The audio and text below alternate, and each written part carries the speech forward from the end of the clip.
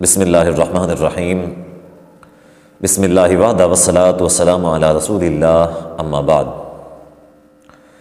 محترم ناظرین، 27 رجب کو نبی صلی اللہ علیہ وآلہ وسلم کی معراج کے حوالے سے منایا جاتا ہے۔ اس میں لوگ رات کو عبادت کرتے ہیں اور دن کو روزہ رکھتے ہیں۔ نبی صلی اللہ علیہ وآلہ وسلم کی معراج کے حوالے سے یہ 27 رجب مشہور ہے، حالانکہ 27 رجب جو ہے وہ نبی صلی اللہ علیہ وآلہ وسلم کی معراج کی صحیح تاریخ ہے ہی نہیں۔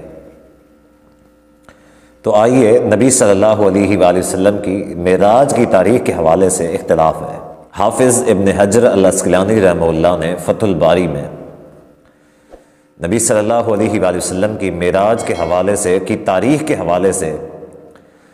علماء کرام کے 10 اقوال نقل کیے ہیں،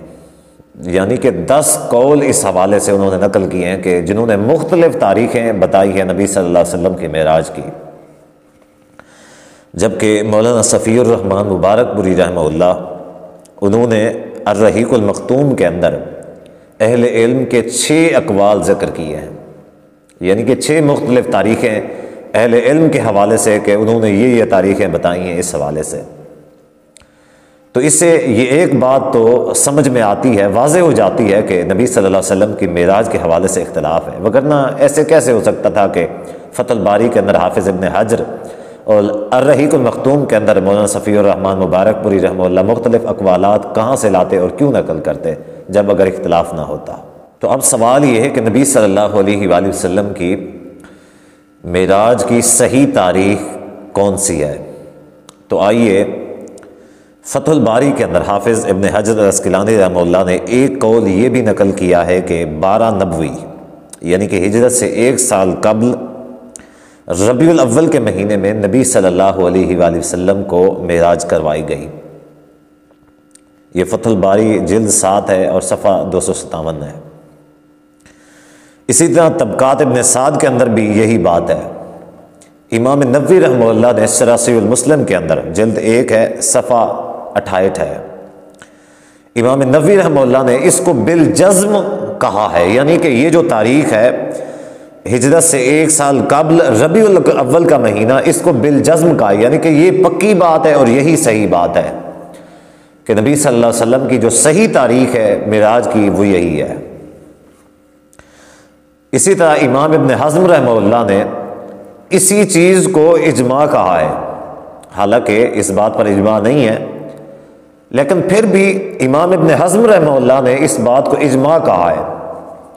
تو آپ خود اندازہ لگا سکتے ہیں کہ یقیناً اس حوالے سے علماء کرام کے بہت زیادہ اقوال ملتے ہوں گے، تو انہوں نے اجماع کہا ہے۔ جبکہ علامہ ابن حزم رحمہ اللہ کا یہ جو قول ہے علامہ ابن ابی العز الحنفی رحمہ اللہ نے اپنی شرح عقیدہ طحاویہ کے اندر 224 صفحے پہ نقل کیا ہے۔ اب آئیے امام ابن القیم رحمہ اللہ نے زاد المعاد کے اندر امام زہری رحمہ اللہ کا یہی قول نقل فرمایا کہ امام زہری رحمہ اللہ کا بھی یہی قول تھا۔ تو اس حوالے سے اکثر، یعنی کہ اگر اجماع نہ کہیں تو جمہور جو علماء ہیں وہ اسی طرف ہیں، جمہور کا یہی قول ہے کہ نبی صلی اللہ علیہ وسلم کو ہجرت سے 1 سال قبل 12 نبوی کو ربیع الاول کے مہینے کے اندر معراج کروائی گئی۔ اب سوال یہ ہے کہ دوسرے جو 27 رجب والے ہیں ان کا کیا قول ہے؟ 27 رجب کے حوالے سے یہ ہے کہ 27 رجب 10 نبوی یعنی کہ نبوت کو 10واں سال تھا اور 27 رجب تھی، تو نبی صلی اللہ علیہ وسلم کو معراج کروائی گئی، جو 27 رجب کے حوالے سے کہتے ہیں۔ جبکہ مولانا صفی الرحمن مبارک پوری رحمہ اللہ اس قول کا رد کرتے ہیں۔ اس قول کا رد کیوں کرتے ہیں؟ وہ اس دلیل سے کرتے ہیں، وہ فرماتے ہیں کہ اگر ہم یہ مان لیں کہ 27 رجب کو 10 نبوی میں نبی صلی اللہ علیہ وسلم کو معراج ہوئی تو یہ بات صحیح معلوم نہیں ہوتی۔ اس وجہ سے صحیح معلوم نہیں ہوتی کیونکہ سیدہ خدیجہ رضی اللہ تعالیٰ عنہ